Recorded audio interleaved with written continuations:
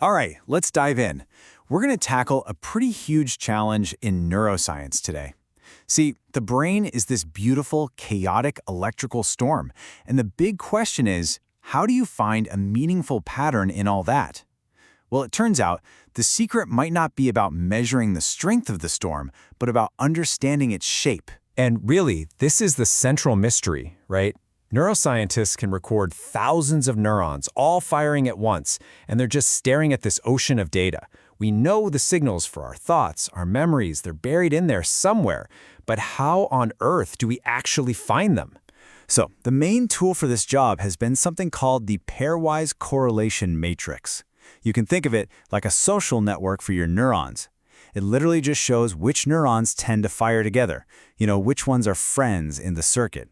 And in theory, this map should show us the brain's hidden structure. But, and this is a big but, there's a trap. A really fundamental problem that can trick researchers into seeing patterns that aren't actually there at all. Okay, to get what this trap is, just imagine that the real relationships between a group of neurons are completely random. A total mess. No organization whatsoever. This matrix right here, that's what it represents. To a scientist, this should just look like, well, noise. So here's the problem. The tools we use to measure brain activity, like calcium imaging that literally sees neurons light up, they're not perfect.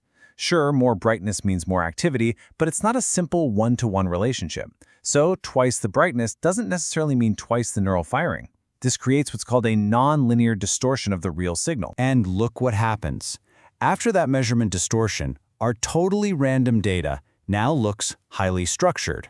A researcher could easily look at this and think they've discovered a really important organized signal. But in reality, it's an illusion. It's a ghost in the machine, created by the measurement itself. As researcher Dr. Karina Curto puts it, that structure was just an artifact. Standard analysis tools were simply tricked by the measurement process. And that means we need a totally different kind of tool, one that can't be so easily fooled. Which brings us to the key question, right? If our very own measurements can create these phantom signals, how do we find the real ones? How can we possibly hunt for a structure that survives these kinds of distortions? Well, the answer comes from a fascinating field of math called topology. Think of it like a brilliant detective that completely ignores exact numbers and values. Instead, it only focuses on the fundamental properties of shape. It cares about order. It doesn't ask how strong is this connection. It asks which connection is the strongest, which is second, which is third, and that ranking is totally immune to the kind of distortion we just saw. And here's the basic idea of how it works. It's actually pretty straightforward. You start with that same correlation data. Then you start building a network, but you do it piece by piece, always adding the next strongest connection in the list.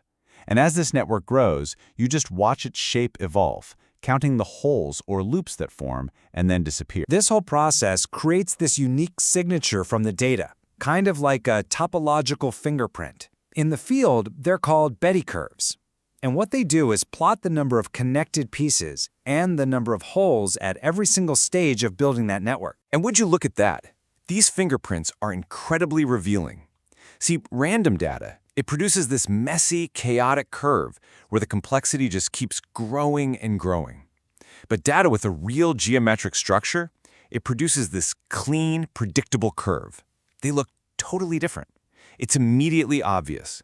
This is how topology cuts right through the noise. So, the theory is solid, we have our new detective, we have its fingerprinting kit, so now it's time for the real test. Let's apply this to the brain of a living zebrafish larva. So here's the experiment.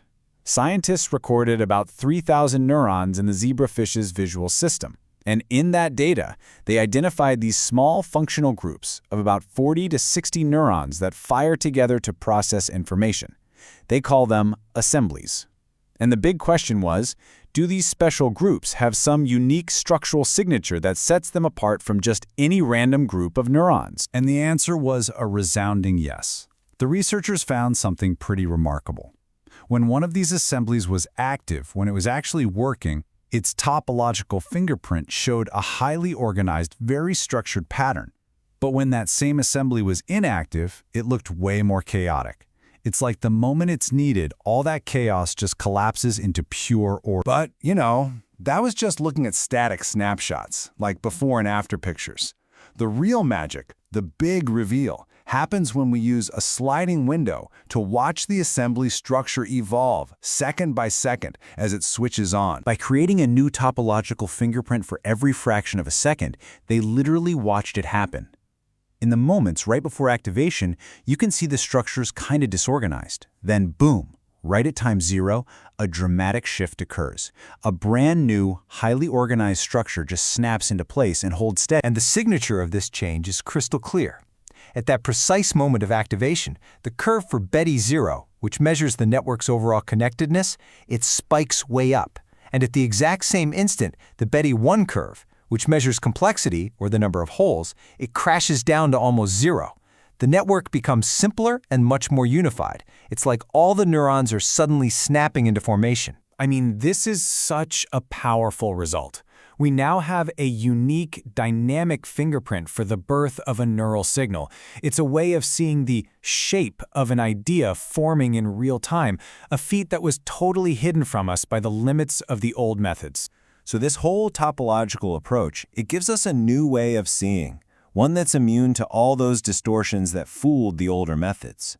So it begs the question, if we can now clearly see the shape of a neural assembly turning on, what other hidden structures, what other fundamental principles of the brain's incredible design are just waiting there to be revealed?